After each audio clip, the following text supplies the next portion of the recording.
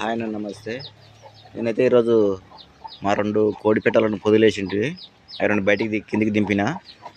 అవి ఇక్కడ కింద ఉన్నాయి. అవే ఇవి 2. ఇంకా 10 గుడ్లని పొదిలేస్తే 7 పిల్లలను తీసింది. 7 పిల్లలను తీసింది ఈ పెట్ట, నల్ల పెట్ట. కిందికి దింపిన ఎమ్మడే దానికి బెల్లం నీళ్ళు కానీ పసుపు నీళ్ళు కానీ పెట్టకూడదు. ఒకరోజు వరకు, ఒకరోజు అసంతం అట్లనే ఉండాలి, ఇట్లే ఉండాలని. కిందికి దింపిన తర్వాత బెల్లం నీళ్ళు కానీ పసుపు నీళ్ళు కానీ పెట్టకూడదు. ఆ తర్వాత ఇట్లా చిన్నగా రెట్టలు వేస్తాయి. అవి ఇట్లా ఒకరోజు అసంతం ఏవి వాటర్ వేయకుండా ఉంటే ఆ కడుపులో ఉన్నది మొత్తం క్లీన్గా బయటికి అవి రెట్టలు వేస్తాయి. రెట్ట వేసిన తర్వాత మొదటి రోజు మనం ఏమైనా పెట్టుకోవచ్చు, బెల్లం నీళ్ళు కానీ పసుపు నీళ్ళు కానీ పెట్టుకోవచ్చు. ఒకరోజు మాత్రం ఫుల్ డే ఏమి ఇవ్వద్దు, దానికి వాటర్ కానీ ఫీడ్ కానీ ఏమి ఇవ్వకూడదు. ఇక బయటికి దింపినాము ఈ 2. ఇది ఒక పెట్ట.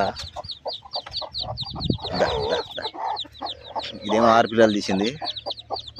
8 గుడ్లు వేస్తే 6 తీసింది, 2 లడుగులు లేపింది. కొద్దిగా ఎండ వస్తుంది కదా అని చెప్పి ఎండకు బయటికి పెట్టిన. బయటికి తీసుకొచ్చి బయటకు ఎండ కొంచెం పెట్టిన. 10-15 నిమిషాలు ఎండకు ఆరిన తర్వాత మంచిగా అవి తీసుకుపోయి మళ్ళీ లోపల పెడతా. ఇట్లా దానికి ఏం నీళ్ళు మాత్రం ఎవరు కానీ ఇవ్వకూడదు. చూడండి, మీరు ఒకసారి ఇట్లా పెట్టి చూడండి. మీ కోడి పిల్లలకు బాగా హెల్తీగా ఉంటాయి.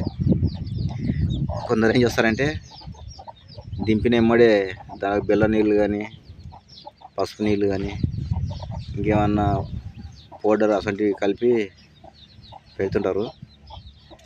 అట్లా పెట్టను, నేనైతే అట్లా ఏం పెట్టాను. ఒకరోజు అశాంతం పిల్లలకు, కోడి పిల్లలకు మాత్రం నీళ్ళు కానీ ఏం కానీ ఇయ్యాను. ఇట్లా దింపిన తర్వాత బయట ఒకరోజు అశాంతం ఇట్లా పెట్టేస్తా.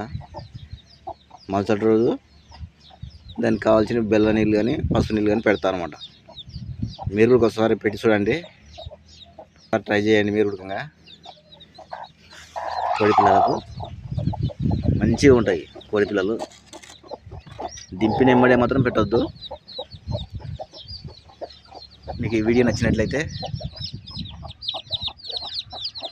షేర్ చేసుకోండి, లైక్ కొట్టండి. ఇక్కడ ఒక పెట్ట ఉంది, మిట్టవాటం పెట్ట. ఇది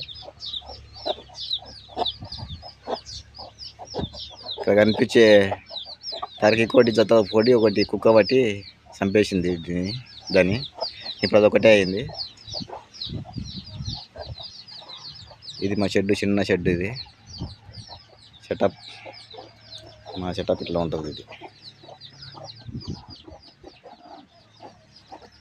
ఇది బాయ్ బాయ్.